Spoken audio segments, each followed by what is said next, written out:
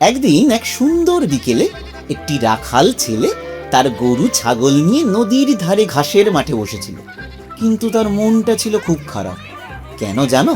কারণ তার বন্ধুরা দূরে মাঠে ফুটবল খেলছিল আর তাকে এদিকে কাজ করতে হচ্ছিল। তোর আর ভালো লাগে না, বন্ধুরা ওখানে ফুটবল খেলছে, মজা করছে, আর আমাকে এখানে গরু ছাগলগুলোকে নিয়ে চড়তে হচ্ছে। এই কিছু একটা মজা করলে কিন্তু দারুণ হয়। রাখাল ছেলেটিও ভাবলো গ্রামবাসীদের সাথে একটা দারুণ কিছু মজা করবে। বাঘ বাঘ বাঘ এসছে, বাঘ! কে আছো? কোথায় আছো? তাড়াতাড়ি এসো, বাঘ আমার গরু ছাগল সব খেয়ে ফেললো, বাঘ বাঘ বাঘ এসছে, রাখালের বাঘ! চিৎকার শুনে গ্রামের সাধারণ মানুষ সব কাজ ফেলে যে যা পারলো লাঠি শাবল কড়াই নিয়ে দৌড়ে এলো বাঘ তাড়াতে।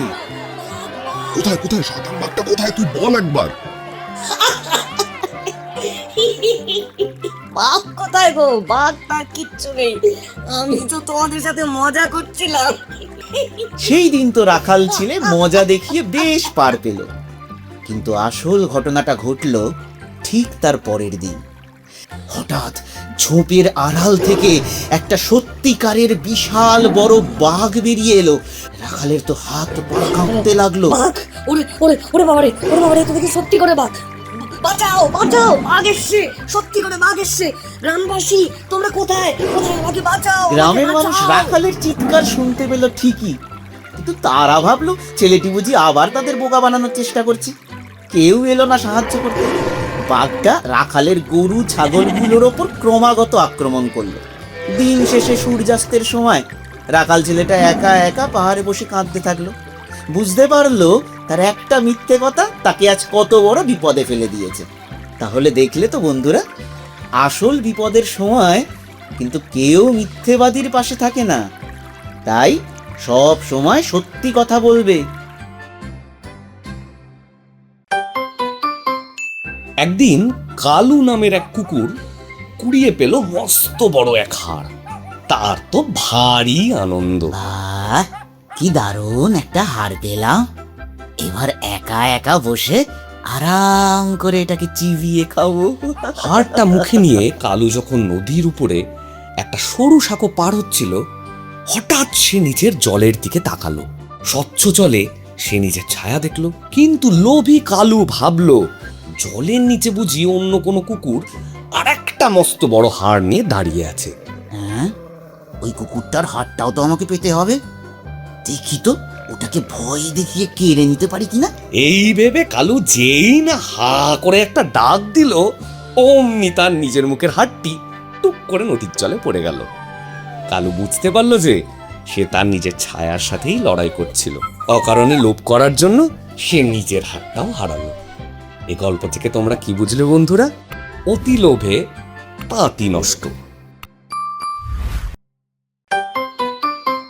একদিন এক তৃষ্ণার্ত পিঁপড়ে নদীর ধারে জল খেতে গিয়ে হঠাৎ পা পিছলে স্রোতে ভেসে গেল। এমন সময় নদীর ধারের এক গাছ থেকে একটা ঘুঘু পিঁপড়েটার বিপদ দেখতে পেল। সে দয়া করে একটা পাতা ছিঁড়ে পিঁপড়েটার কাছে ফেলে দিল। পিঁপড়েটাও সঙ্গে সঙ্গে পাতার ওপর চড়ে ডাঙায় উঠে এলো, ঘুঘুটাকে ধন্যবাদ জানালো। কিছুদিন পর এক শিকারী জাল নিয়ে ঘুঘুটাকে ধরার জন্য যখন চুপি চুপি এগিয়ে এসেছে, পিঁপড়েটা লুকিয়ে লুকিয়ে তা দেখে নিল। শিকারী যখন তীর ছুটতে যাবে ঘুঘুটার দিকে, অমনি পিঁপড়েটা শিকারীর পায়ে এক কামড় বসিয়ে দিল। সঙ্গে সঙ্গে শিকারীর লক্ষ্য ভ্রষ্ট হলো আর ঘুঘুটা উড়ে পালিয়ে গেল। কৃতজ্ঞ পিঁপড়ে এভাবেই তার বন্ধুর প্রাণ বাঁচালো। তাহলে বন্ধুরা কি শিখলে? উপকার করলে উপকারই পাওয়া যায়। একদিন এক সুন্দর রোদেলা দুপুরে মাঠের ধারে একটা ঘাস ফড়িং মহা আনন্দে গান গাইছিল আর নাচ করছিল। তার তো কোনো চিন্তা নেই, শুধু আনন্দ আর ফুর্তি। আহ, কি আনন্দ! আকাশে বাতাসে নাচি আমি একা মনের পরশে। উফ, দিনটা কি দারুণ! শুধু গান গাও আর মজা করো। উফ! ঠিক এমন সময় সেখান দিয়ে একটা ছোট্ট পিঁপড়ে একটা বড় ভুট্টার দানা টেনে নিয়ে যাচ্ছিল নিজের বাড়ির দিকে। তার কপাল দিয়ে ঘাম ঝরছে, কিন্তু সে থামছে না। ও পিঁপড়ে ভাই বলি এই গরমে কাজ পেলে একটু এসো না, আমার সাথে গান ধরো না। উফ, কেন শুধু শুধু খাটছো এই গরমে? উফ না ঘাসফড়িং ভাই, আমি ওই শীতের জন্য খাবার জমা করছি। তুমিও কিন্তু আমার মতো খাবার জমিয়ে রাখো, পরে না হলে কিন্তু খুব কষ্ট পেতে হবে। শীত সে তো অনেক দেরি, এখন তো আনন্দটাকে উপভোগ করি। উফ, আহা কি আনন্দ, আকাশের বাতাসে নাচি আমি একা মনের পরশে। উফ, দেখতে দেখতে গরম শেষ হয়ে শীত এলো, চারদিক সাদা বরফে ঢেকে গেল। ঘাসফড়িং দেখলো মাঠে আর কোনো কচি ঘাস নেই, একটা দানাও নেই খাওয়ার মতো। ওরে বাবা রে, কি শীত, পেটে তো খিদে ইঁদুর দৌড়াচ্ছে।